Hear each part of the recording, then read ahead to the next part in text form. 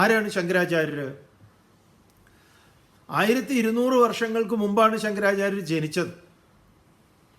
നമുക്കറിയാം, കാലടി ശിവഗുരുവിൻ്റെയും ആര്യാമ്പയുടെയും പുത്രനായി ജനിക്കുന്നു. ചെറുപ്പത്തിൽ തന്നെ വീട് വിട്ടിറങ്ങുന്നു. എല്ലാ മാമൂലുകളും തെറ്റിച്ചിട്ടുള്ള വിപ്ലവകാരി എന്ന് വിശേഷിപ്പിക്കാവുന്ന ഒരാളാണ്. ഒരു തർക്കമില്ല കാര്യത്തിൽ. അത് നമ്മൾ പഠിക്കാത്തത് കൊണ്ടാണ് ശങ്കരാചാര്യർ. അന്നൊക്കെ വീട് വിട്ടിറങ്ങിയാൽ സന്ധ്യയാവുമ്പോഴേക്ക് സന്ധ്യാവന്ദനത്തിന് വീട്ടിലെത്തണം എന്നാ, ഇല്ലത്തെത്തണം, ഇല്ലത്തോ അമ്മാത്തോ എവിടെയാണെങ്കിലും. മറ്റ് പുറം ആളുകളുടെ അടുത്ത് പോയിട്ട് ഭക്ഷണം കഴിക്കരുത്, അന്തി ഉറങ്ങരുത്, ഇങ്ങനെ കർശനമായ ആചാരം ഉണ്ട്. ആ ആചാരങ്ങളെ മുഴുവൻ ലംഘിച്ച ആളാണ് ശങ്കരാചാര്യർ. വീട് വിട്ടിറങ്ങിയ ആളാണ്. ദേശാടനം നടത്തിയ ദേശികനാണ്. ഭവശങ്കര ദേശികമേ ശരണം. തോടകൻ ശങ്കരാചാര്യരെ പുകഴ്ത്തുന്ന സമയത്ത് ഓർമ്മിപ്പിക്കുന്നതാ. ലോകത്തിൻ്റെ മുന്നിൽ ഈ തൊട്ടുകൂടായ്മയെയും തീണ്ടിക്കൂടായ്മയെയും കൃത്യമായി അഡ്രസ്സ് ചെയ്ത ആളാണ്. ശങ്കരാചാര്യർ ആദ്യത്തെ ആൾ. ആ നിലയിൽ മലയാളി എന്ന നിലയിൽ, കേരളത്തിൽ ജന്മം കൊണ്ട ഒരാളെന്ന നിലയിൽ ഇതിനെതിരെ ഒരു നീക്കം നടത്തിയ ആളാണ് ശങ്കരാചാര്യർ എന്നതിൽ നമ്മൾ ഓരോരുത്തരും അഭിമാനിക്കണം. അത് അങ്ങനെ ശങ്കരാചാര്യരുടെ കാര്യങ്ങൾ മനസ്സിലാക്കുമ്പോൾ ശ്രീനാരായണ ഗുരുദേവൻ എവിടെയാ താഴ്ന്നു പോണത്? അങ്ങനെയില്ലല്ലോ. അപ്പം ശ്രീനാരായണ ഗുരുദേവനെ ഉയർത്തി പറയാൻ വ്യാസരെ തെറി പറയേണ്ട കാര്യമുണ്ടോ? വാത്മീകിയെ പറയേണ്ട കാര്യമുണ്ടോ? ചിലരതും ചെയ്യുന്നുണ്ട്. ഇവർക്ക് വാസ്തവത്തിൽ ഒന്നും അറിയില്ല. ഇവരാണ് ഗുരുനിന്ദ ചെയ്യുന്നവർ. ശങ്കരാചാര്യർ ചണ്ടാളനെ കണ്ട് മാറ് എന്ന് പറഞ്ഞിട്ടുള്ളത് ഒരു ചരിത്ര സംഭവമല്ല വാസ്തവത്തിൽ. ഇനി ആണെങ്കിൽ തന്നെ ശങ്കരാചാര്യ ഒരു കൃതി ചമയ്ക്കുന്നതിന് ആമുഖം ചമയ്ക്കുന്നതാണ്. ശങ്കരകൃതികളിലെല്ലാം അങ്ങനെയുണ്ട്, ഒരു ആമുഖം ഉണ്ടാവും. അപ്പോൾ ഭജഗോവിന്ദം ശങ്കരാചാര്യരുടെ ആണ് അല്ല എന്നൊക്കെ പറയും. എന്തൊക്കെയാണെങ്കിലും ഒരു വൃദ്ധൻ ശങ്കരാചാര്യർ നടന്നു പോകുമ്പം ഡുകൃഞ്ഞ് കരണേ എന്ന് വ്യാകരണം ധാതുപാഠാവലി നടത്തിക്കൊണ്ടിരിക്കുന്നു. ധാതുവിൻ്റെ അർത്ഥവും പഠിക്കുന്നു. അപ്പം അദ്ദേഹത്തിനോടായിട്ടാണ് ശങ്കരാചാര്യർ പറയുന്നത്, ഭജ ഗോവിന്ദം ഗോവിന്ദം ഭജ മൂഢമതേ സംപ്രാപ്തേ സന്നിഹിതേ കാലേ നഹി രക്ഷതി ഡുകൃഞ്ഞ് കരണേ. മൂപ്പര് ഡുകൃഞ്ഞ് കരണേ എന്ന് പഠിച്ചുകൊണ്ടിരിക്കുക. അല്ലയോ മൂഢ, ഈ ഡുകൃഞ്ഞ് കരണേ എന്ന് പറയുന്നതിന് പകരം ഗോവിന്ദനെ ഭജിക്കൂ. സംപ്രാപ്തമാകുന്ന കാലത്ത്, ആ കാലം വരുമ്പോൾ, മൃത്യു മുന്നിലേക്ക് വരുമ്പോൾ നിന്നെ രക്ഷിക്കാൻ ഈ ഡുകൃഞ്ഞ് കരണയ്ക്ക് സാധ്യമല്ല എന്ന് പറഞ്ഞ് ആ കൃതി നമ്മളെ ആകർഷിക്കുകയാണ്. അതിലാരാണ് വൃദ്ധൻ, എന്താണ് ഭക്തി, എന്താണ് ഭജനം, ആരാണ് ഗോവിന്ദൻ, എല്ലാം പറയുന്നുണ്ട്. അപ്പോൾ മനീഷാ പഞ്ചകത്തിൻ്റെ ഇതിവൃത്തം എന്താണ്? മനീഷാ പഞ്ചകം എന്ന മറ്റൊരു കൃതി. അവിടെ കൃത്യമായി അഡ്രസ്സ് ചെയ്യുന്നത് ഈ തൊട്ടുകൂടായ്മയെയാണ്. ശങ്കരാചാര്യരുടെ കൃതിയാണ്, അതിൻ്റെ ആമുഖമാണ്. എന്താണ് അതിൻ്റെ പശ്ചാത്തലം? കഥാചിത് ഒരിക്കൽ കാശീക്ഷേത്രം പ്രതി സഹഗൗര്യ ശങ്കരം അന്ത്യവേഷധരം ദൃഷ്ട്വാ ഗച്ഛ ഇതി അബ്രവീത്. കാശീക്ഷേത്രത്തിലേക്ക് പോകുന്ന സഹഗൗര്യ കൂട്ടാളികളോടൊപ്പം പോകുന്ന സമയത്ത് അന്ത്യവേഷധരം, ഒരു ശരിയായ വേഷമൊന്നും ധരിച്ചിട്ടില്ലാത്ത, കയറിപ്പറഞ്ഞ, അതിന് ആചാര്യകൃതികളുടെ ആമുഖം അങ്ങനെയാണ്. പക്ഷെ നമ്മളതിനെ ഇങ്ങനെ കൂട്ടിക്കൂട്ടി തലയിൽ കള്ള്, കൂടെ നായ്ക്കൾ എന്നൊക്കെ ആക്കിയിട്ട് കുറേ എലോബറേറ്റ് ചെയ്തിട്ടുണ്ട്. എന്തോ ആവട്ടെ, ഒരുവനെ കണ്ടു. ആ കണ്ട് അപ്പം അദ്ദേഹത്തിനോട് പറഞ്ഞു, ഗച്ഛ ഗച്ഛ ഇതി അബ്രവീത്, മാറു മാറു എന്ന് പറഞ്ഞു.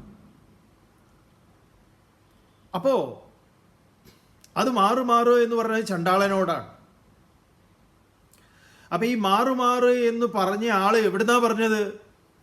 മേൽപ്പാഴൂർ മനയുടെ പടിക്കൽ നിന്നാണോ, കാലടി അച്ഛൻ്റെ ഇല്ലത്തു നിന്നാണോ? അമ്മാത്താണ് ഈ മേൽപ്പാഴൂർ മന എന്ന് പറയുന്നത്. അവിടെയാണ് നമ്മുടെ വേദാന്ത പഠനം നടന്നത്. ഈശ്വരാനുഗ്രഹം കൊണ്ട് അവിടെ പഠിക്കാൻ സാധിച്ചു.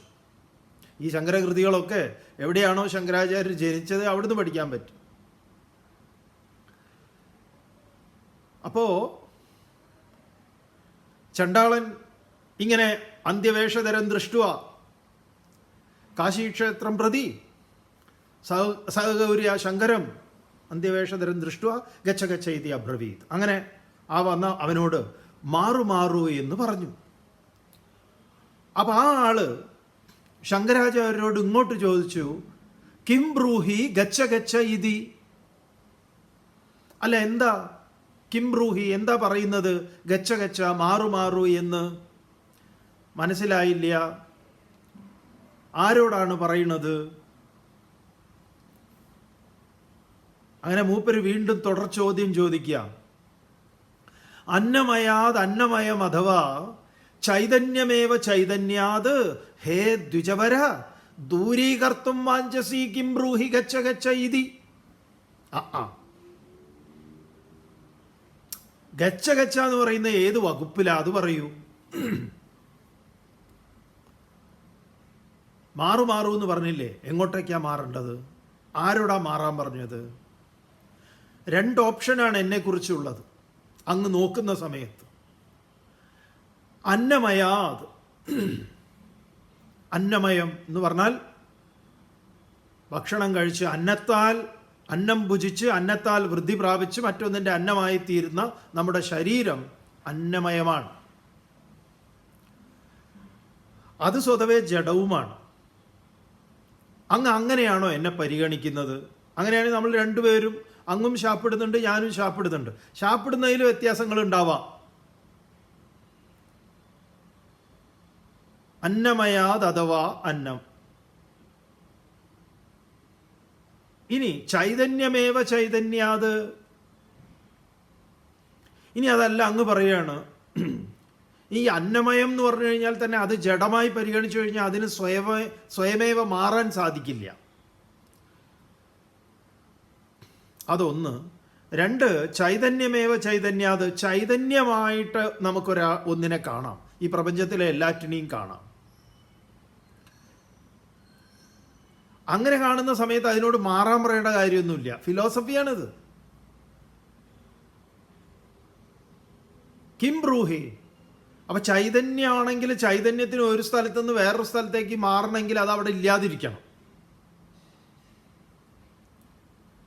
എങ്കിലല്ലേ ഇവിടുന്ന് അങ്ങോട്ട് പോകണം എന്നുള്ള പ്രശ്നമുള്ളൂ. ഇത് ശങ്കരാചാര്യരോട് പണ്ട് അസ്താമലകം ചോദിച്ചപ്പോൾ ശങ്കരാചാര്യർക്ക് അസ്താമലകം കൊടുത്ത ഉത്തരത്തിൻ്റെ മറ്റൊരു രീതിയാണിത്. ഇത് കൃതികളുടെ ആമുഖം ചമയ്ക്കുമ്പോൾ വ്യത്യസ്തങ്ങളായിട്ടുള്ള പശ്ചാത്തലങ്ങളെ ഒരുക്കുന്ന കവിയുടെ ധർമ്മമാണ്. കവി ചെയ്തതിനെയാണ് ഈ ചോദ്യം ചെയ്യുന്നത്, ഈ വേണ്ടാധീനം പറയുന്നത്. വല്ല അന്തവും കുന്തവും ഉണ്ടോ എന്നൊന്ന് ആലോചിച്ച് നോക്കണം.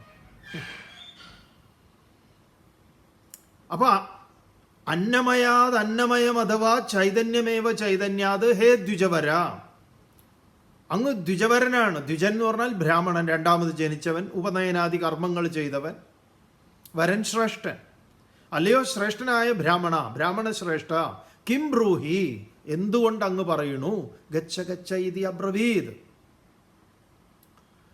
മാത്രമല്ല അദ്ദേഹം മുന്നിലേക്ക് രണ്ട് ദൃഷ്ടാന്തങ്ങൾ വെച്ചുകൊണ്ട് ചോദിക്കുകയാണ്. കിം ഗംഗാംബുനി ബിംബിതേംബരമണൗ ചാണ്ടാല വീദീപയ. ചണ്ടാളൻ്റെ വീട്ടിൻ്റെ മുറ്റത്തുള്ള വൃത്തികെട്ട വെള്ളം, അവൻ്റെ ഓടയിൽ, അവൻ്റെ വീട്ടിൽ നിന്ന് പോകുന്ന, അവൻ കഴിക്കുന്നതേ അങ്ങനെയുള്ളതൊക്കെ പാവമായിരിക്കും. അപ്പോൾ അവൻ്റെ വേസ്റ്റ് വാട്ടർ എങ്ങനെ ഉണ്ടാവും? അവൻ കുടിക്കുന്നതേ വേസ്റ്റ് വാട്ടറാണ്. എന്നാലും ആ വെള്ളത്തിൽ പ്രതിബിംബിക്കുന്ന സൂര്യൻ, പിന്നെയോ കിം ഗംഗാംബുനി ബിംബിതേമ്പരമണവും, ഗംഗാജലം നിങ്ങളെ ഏറ്റവും പവിത്രമെന്ന് ഉദ്ഘോഷിക്കുന്ന പവിത്രത്തിൽ പവിത്രമായിട്ടുള്ള ഗംഗാജലത്തിൽ പ്രതിബിംബിക്കുന്ന സൂര്യൻ. രണ്ട് എക്സ്ട്രീമാണ്. ഒന്ന് ഏറ്റവും പവിത്രമായ ജലം, ഗംഗാജലം, ഇവിടെയോ ചണ്ടാളൻ്റെ അഴുക്ക് വെള്ളം. രണ്ടിലും പ്രതിബിംബിക്കുന്ന സൂര്യൻ ഏകനാണ്.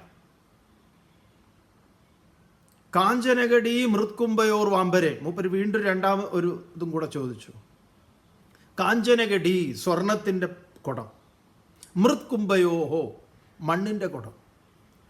ഇതിനകത്തിരിക്കുന്ന സ്പേസ് ഉണ്ട്, സ്വർണ്ണക്കുടത്തിൻ്റെ അകത്തിരിക്കുന്ന സ്പേസ് വിശേഷപ്പെട്ടതാണോ? മൺകുടത്തിനകത്തിരിക്കുന്ന സ്പേസ് നികൃഷ്ടമാണോ? ഇതുപോലെ നിങ്ങൾ വിശേഷപ്പെട്ടതും ഞാൻ വിശേഷപ്പെട്ടതും, ഇതായിരുന്നു ഇവിടുത്തെ ഏറ്റവും വലിയ ചിന്ത. ശങ്കര ഭഗവത്പാദരുടെ കാലത്ത് ആളുകളെ ഓടിച്ചിട്ട് തല്ലുമായിരുന്നു. അത് ഉണ്ട്.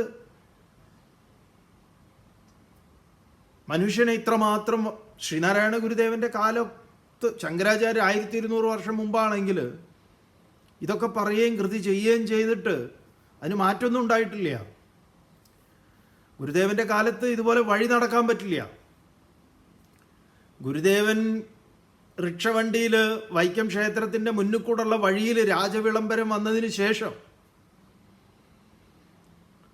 ചില പ്രധാന മാർഗങ്ങളൊക്കെ പൊതുവഴിയായിട്ട് വിളംബരം വന്നപ്പോൾ, എന്നാൽ അതിനെ സ്വീകരിക്കാത്ത വൈക്കം ക്ഷേത്രത്തിൻ്റെ അതിൻ്റെ ചുറ്റിപ്പറ്റിയിട്ടുള്ള ആളുകൾ, കീഴ്ജാതിക്കാരെന്ന് ആളുകളെ മുദ്രകുത്തി അതിലെ വഴി നടക്കുന്നത് പോലും നിരോധിച്ച കാലം. അപ്പോഴാണ് വണ്ടിയിൽ പോയപ്പോൾ തടഞ്ഞത്. അതിൽ നിന്നാണ് വൈക്കം സത്യാഗ്രഹത്തിൻ്റെ ആരംഭം ഉണ്ടാവുന്നത്. അപ്പോൾ ആ കാലം, അതിനും എത്രയോ വർഷങ്ങൾക്ക് 1200 വർഷം മുമ്പത്തെ കഥയായത്. അപ്പോൾ അന്നത്തെ അവസ്ഥ ആലോചിച്ച് നോക്കണം. ചണ്ടാളനും ഇങ്ങനെ രണ്ടാളുകൾ തമ്മിൽ നേർക്കുനേർ നിന്ന് സംസാരിച്ചു എന്ന് പറയുന്നത് തന്നെ വലിയൊരു അത്ഭുതമാണ്. പക്ഷെ അങ്ങനെയുള്ള അവസരങ്ങൾ ഉണ്ടാക്കുക എന്തിന്? ഈ തൊട്ടുകൂടായ്മയും തീണ്ടിക്കൂടായ്മയും കൊണ്ട് നടക്കുന്നവരുടെ തലയ്ക്കകത്തേക്ക് വെളിച്ചം പകരാൻ വേണ്ടി രചിച്ച കൃതിയാണത്, മനീഷാപഞ്ചകം. അങ്ങനെ ഈ ചണ്ടാളനെ കൊണ്ട് പറയിപ്പിക്കുക, ചോദിപ്പിക്കുകയാണ്. എന്ത് വ്യത്യാസമാണ് ചണ്ടാളൻ്റെ ജലത്തിലെ സൂര്യനും ഗംഗാജലത്തിലെ സൂര്യനും തമ്മിൽ ഭേദമുണ്ടോ? കോ ഭേദഹ? ചിന്മയാൻ സ്വാമികളുടെ ഗുരുവായ തപോവനസ്വാമികൾ ബദരീശ സ്തോത്രം എന്ന് പറഞ്ഞ ഒരു സ്തോത്രം രചിച്ചിട്ടുണ്ട്. ബദരീശനെ സ്തുതിക്കുന്ന സ്വാമിജി ബദരിയുടെ മുന്നിൽ പോയി ഇരുന്നിട്ടാണ് ഇത് എഴുതിയിട്ടുള്ളത്. അതിലൊരു ശ്ലോകം ഇങ്ങനെയാണ്: ഹേ ബദരീശ, അങ്ങയുടെ മുന്നിലൂടെ ഈ ഒഴുകുന്ന അളകനന്ദ. ഒരു വേശ്യയുടെ വീട്ടിൻ്റെ മുന്നിലൂടെ ഉള്ള അഴുക്ക് ചാല്. കോ ഭേദഹ? എന്ത് ഭേദാ ഉള്ളത്? ജ്ഞാനി അങ്ങനെയാണ്. അളകനന്ദയ്ക്ക് അത്രയും പവിത്രതയും ഇതിന് സമദർശനം. അത് പറയുമ്പോൾ ഇങ്ങനെയുള്ള ഉദാഹരണങ്ങളൊക്കെ ഉണ്ടാവും. ഗീതയിൽ സമലോഷ്ടാശ്മ കാഞ്ചന എന്ന് പറയും, മൺകട്ടയും സ്വർണവും. അപ്പം ഈ ചണ്ടാളൻ്റെ ഈ ചോദ്യത്തിൽ, മറുചോദ്യത്തിൽ ശങ്കരാചാര്യർ ചണ്ടാളനെ ദീർഘദണ്ഡ നമസ്കാരം ചെയ്യുന്നു. ചാണ്ടാലോസ്തു ദ്വിജോസ്തു വാ ഗുരുരിത്യേഷാ മനീഷാ മമ. അങ്ങ് ചണ്ടാളനാകട്ടെ, ആരോ ദ്വിജനാകട്ടെ, ആരോ ആകട്ടെ, എനിക്കറിയില്ല അങ്ങ് ആരാണ്.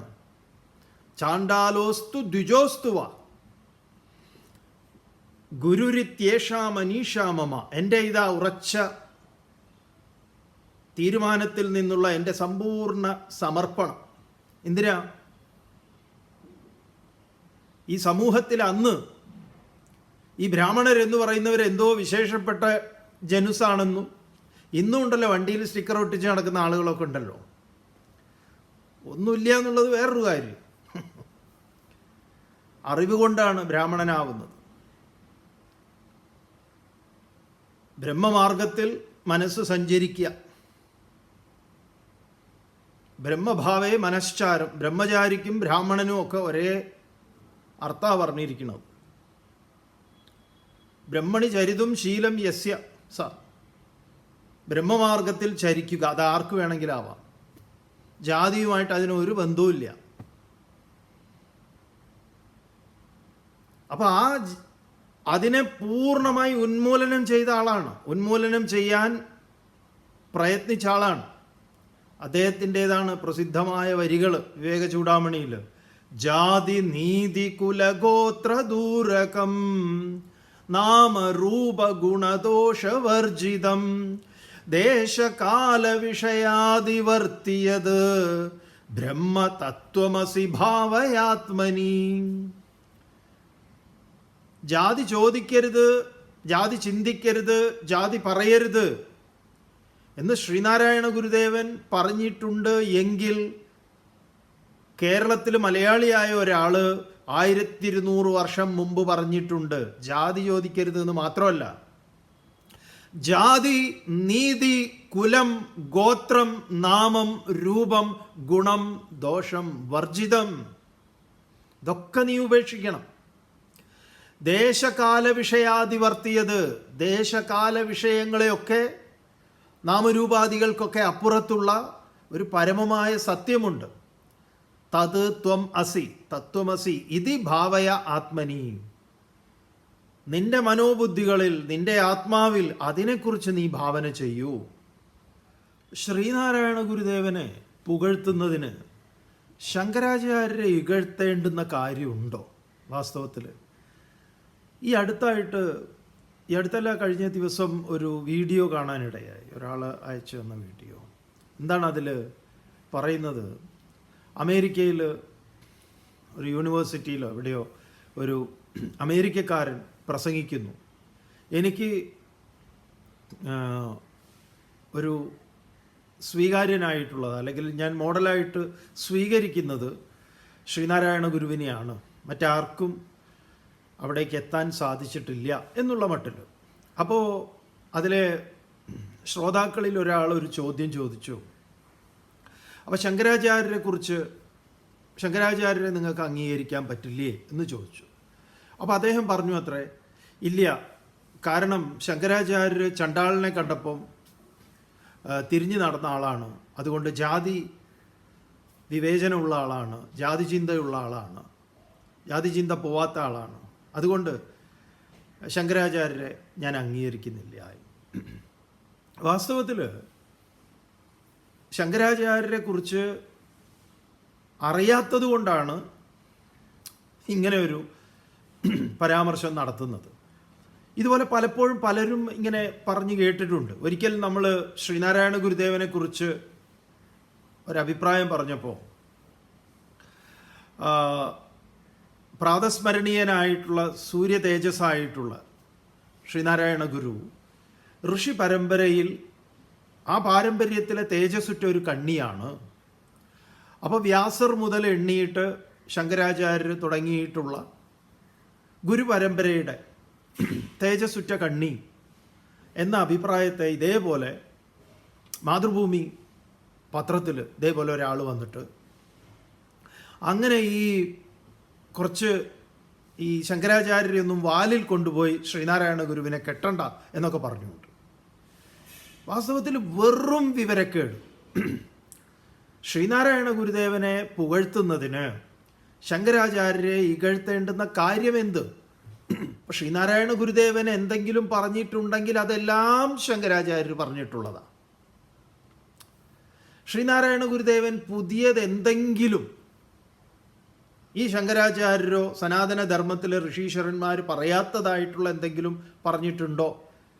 ആദ്യം നമ്മൾ അറിയേണ്ടത് ശ്രീനാരായണ ഗുരുദേവൻ അദ്വൈത ചിന്താ പദ്ധതിയുടെ ആ പാരമ്പര്യത്തിലൂടെ വന്ന ആളാണ്. പാരമ്പര്യം എന്ന് പറഞ്ഞാൽ ഇതേപോലെ നോക്കൂ, ശങ്കരാചാര്യർ എന്ത് പിഴച്ചു? രവിവർമ്മ വരച്ചു വെച്ചതാണ് ശങ്കരാചാര്യരുടെ തോളിലൊരു കോലും ഈ പറഞ്ഞ പോലെ പട്ട് ഒക്കെ ഉടുത്തിരിക്കുന്നത്. ആ മഹാഭാവം വല്ലതും അറിയോ? ഇതും ഇല്ല. നമുക്ക് നല്ല ഉറപ്പാണ് ശങ്കരാചാര്യർക്ക് ഈ എന്താ പറയുക ക്ലീൻ ഷേവ് ഡെയിലി ഷേവ് ചെയ്യാനുള്ള ഒരു മനോഭാവത്തിലൊന്നും അല്ല. ആള് ദേശികനാണ്, ആള് നല്ല താടിയൊക്കെ ഉണ്ടാവും, ഉറപ്പാ. രവിവർമ്മ കുത്തിയിരുന്ന് വരച്ചു, അന്ന് മുതൽ നമുക്ക് ഇതാണ് ശങ്കരാചാര്യർ. നമ്മുടെ പലരുടെയും ധാരണ എന്താ, ശങ്കരാചാര്യരുടെ ഫോട്ടോ എന്ന് പറഞ്ഞാൽ ഇതാണെന്നാ. ഇപ്പൊ ശ്രീനാരായണ ഗുരുദേവന്റെ എത്ര ഫോട്ടോ ഉണ്ട്, കാവ്യമൊക്കെ കൊടുത്ത് ഗംഭീരമായിട്ട് പൊട്ടൊക്കെ തൊട്ട് സ്വർണ്ണമാലയൊക്കെ ഇട്ടിട്ടുള്ള. ഗുരുദേവൻ അങ്ങനെയൊന്നും ആയിരുന്നില്ലല്ലോ. സ്വാമിയുടെ കഴുത്തിൽ ഇത് അമ്മ ഉപയോഗിച്ചുകൊണ്ടിരുന്നതാ, നമ്മുടെ അമ്മ. നമുക്ക് അമ്മയായിട്ട് അത്രയും ഒരു, പിന്നെ അത് നമ്മൾ അമ്മയുടെ മരണശേഷം നമ്മളത് ഉപയോഗിക്കണം. അതിനു മുമ്പ് നിങ്ങൾ കാണില്ല. ഇത് 3 വർഷമായിട്ടേ ഉള്ളൂ ഇത് ഇടാൻ തുടങ്ങിയിട്ട്. സന്ദർഭവശാ പറഞ്ഞു, ഇരിക്കട്ടെ. പറഞ്ഞത് ഗുരുദേവൻ അങ്ങനെയുള്ള ചിഹ്നങ്ങളൊന്നും അണിഞ്ഞിട്ടുള്ള ആളല്ല, വെള്ള വസ്ത്രത്തിലൊക്കെ ആയിരുന്നു. പക്ഷേ നമ്മളിങ്ങനെ അങ്ങനെയാണോ കാണുന്നത്? അപൂർവമായിട്ട് എപ്പോഴൊക്കെയോ ഉണ്ടായിട്ടുണ്ട്. അപ്പോൾ പറഞ്ഞു വന്നത്, ശങ്കരാചാര്യര് കൃത്യമായി തൊട്ടുകൂടായ്മയും തീണ്ടിക്കൂടായ്മയും അഡ്രസ്സ് ചെയ്ത ആളാണ്. നോക്കൂ, കുറേയും കൂടെയൊക്കെ ചിന്തിച്ചു കഴിഞ്ഞാൽ ശങ്കരാചാര്യരുടെ കാര്യത്തിൽ നമുക്ക് വളരെ വേദന തോന്നും. ശ്രീനാരായണ ഗുരുദേവനും ഒരുപാട് സ്ട്രഗിൾ ചെയ്തിട്ടുണ്ട്, രണ്ടുപേരും. പക്ഷേ ശങ്കരാചാര്യർ അതിലും കുറേ കൂടുതലായിരുന്നു.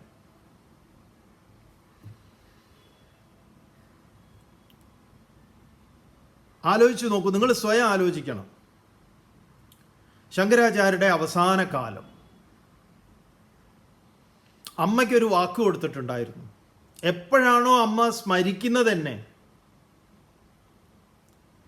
സ്മരിച്ചാൽ മതി, സ്മരണ മാത്രയാൽ ഞാൻ അമ്മയുടെ മുന്നിൽ എത്തുന്നൊക്കെ പറഞ്ഞിട്ടാണ് വാക്ക് കൊടുത്തിട്ടാണ് പോയത്.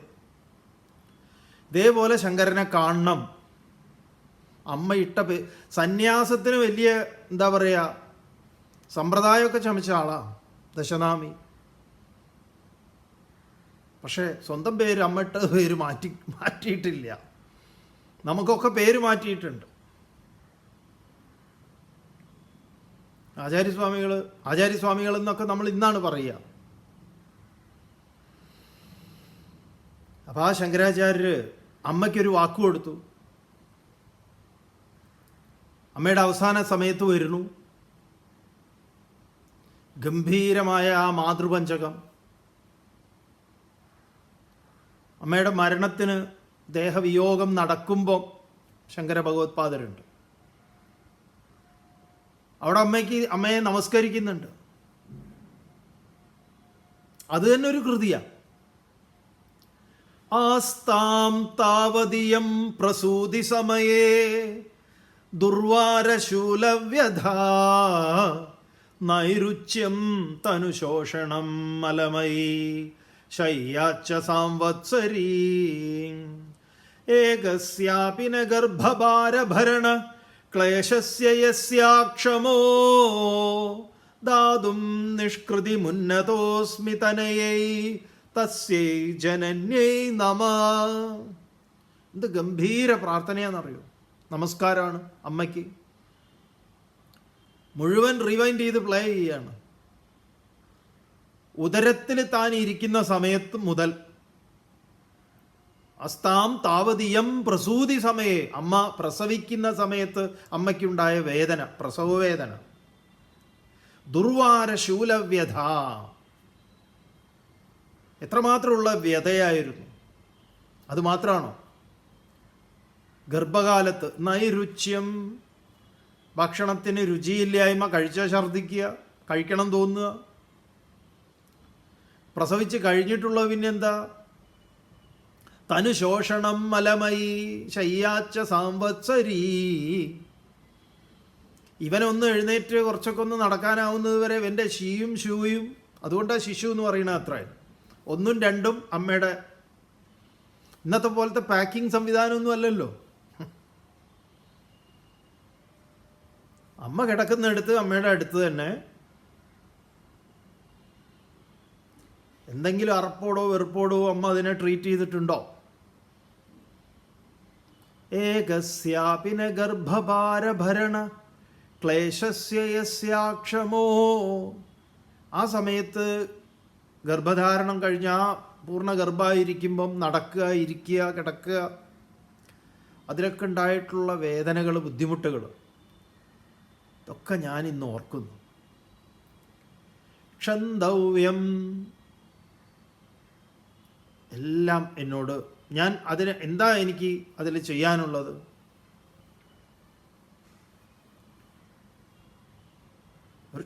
ഒരു നമസ്കാരമാണ്. അതും ദുഷ്കൃതി ഉന്നതോസ്മി തനയേ തസ്യൈ ജനന്യൈ നമഃ. എന്നെ ജനിപ്പിച്ച എൻ്റെ അമ്മയ്ക്കായിട്ട് ഞാനിതാ നമസ്കാരം.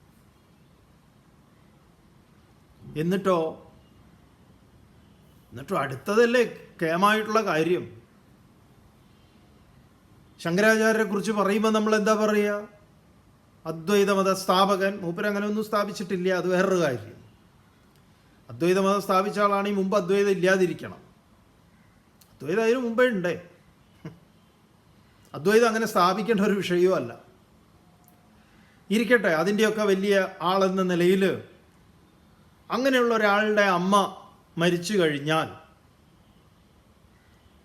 എങ്ങനെയായിരിക്കും ആ മൃതശരീരത്തോട് അന്നത്തെ സമൂഹം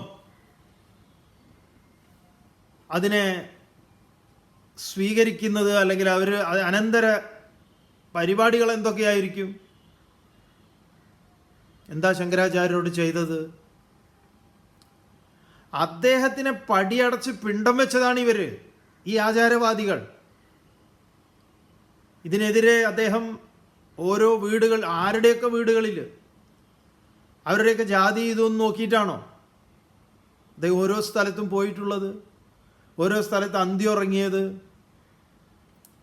വസൂരി ബാധിച്ചവരെ മടിയിലിരുത്തി സാന്ത്വനിപ്പിച്ചത്? അവൻ്റെ ജാതിയും മതവും, മതം പിന്നെ വേറെ മതമൊന്നും പറയാനില്ല, ആരുമില്ല അവിടെ. അഭിപ്രായ വ്യത്യാസമുള്ളവരുണ്ടാവും ആ നിലയിൽ. പല മതങ്ങളെ നമുക്ക് പറയാം. ബുദ്ധമതമുണ്ട്. ബുദ്ധന് ശേഷം 500 വർഷങ്ങൾക്ക് ശേഷമാണല്ലോ ശങ്കരാചാര്യർ വരുന്നത്. അപ്പം ഇങ്ങനെ വീട് വിട്ടിറങ്ങി ഇയാൾ നമുക്ക് പറ്റിയ ആളല്ല, ഇയാൾ നമ്മുടെ ഇതിൽ നിന്ന് പുറത്താക്കിയവനാണ്, പുറത്താക്കി. അതുകൊണ്ട് ശങ്കരാചാര്യരുടെ അമ്മയുടെ മരണാനന്തര ചടങ്ങുകൾ ബഹിഷ്കരിച്ചിറങ്ങിപ്പോയവരാ, നിസ്സഹകരണം നടത്തിയവരാ. എന്നിട്ടോ അദ്ദേഹത്തിന് ഒറ്റയ്ക്ക്, ഒരു മകന് ഒറ്റയ്ക്ക് ചെയ്യേണ്ടി വന്നു ഈ അമ്മയുടെ മരണാനന്തര കർമ്മങ്ങൾ.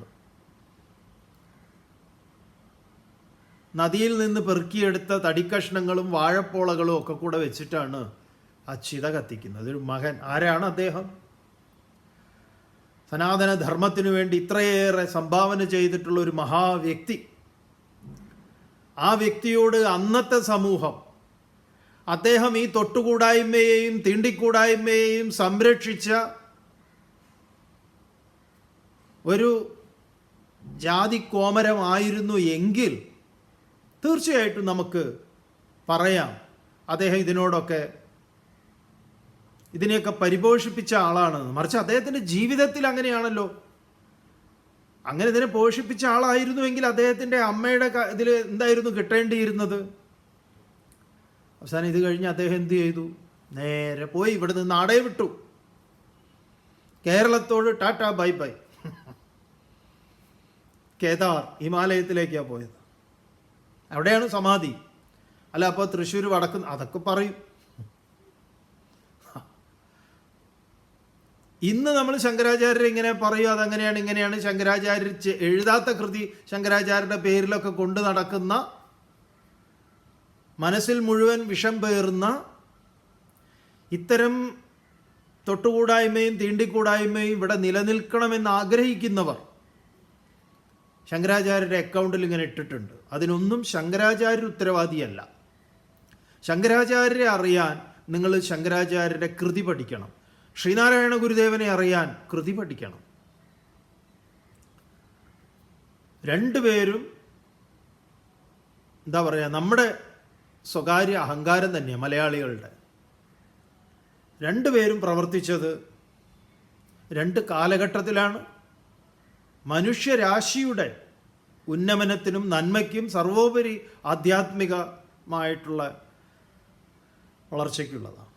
കവി സഞ്ജയൻ ശങ്കരാചാര്യരെ വിലയിരുത്തുന്നത് അതിമനോഹരമായിട്ടാണ്.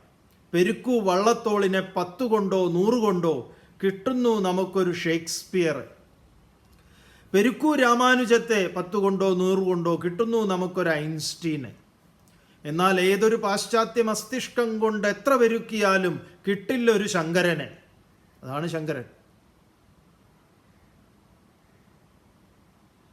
എല്ലാറ്റിലും, ദയാവായ്പിലും കാരുണ്യത്തിലും ജ്ഞാനത്തിലും സാക്ഷാൽ ശങ്കരൻ്റെ അവതാരം എന്ന് വിശേഷിപ്പിക്കാവുന്ന, വിശേഷിപ്പിക്കലല്ല, അങ്ങനെയാണ്.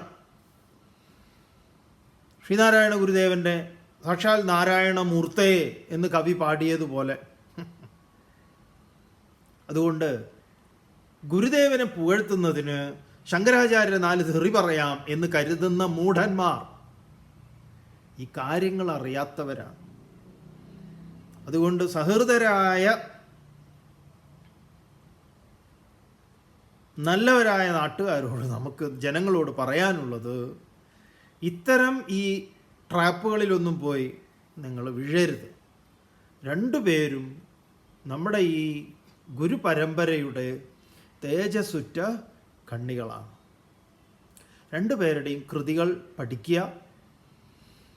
എന്നാൽ നമുക്ക് മനസ്സിലാവും അവരുടെ സംഭാവനകൾ എന്തായിരുന്നു എന്നുള്ളത്.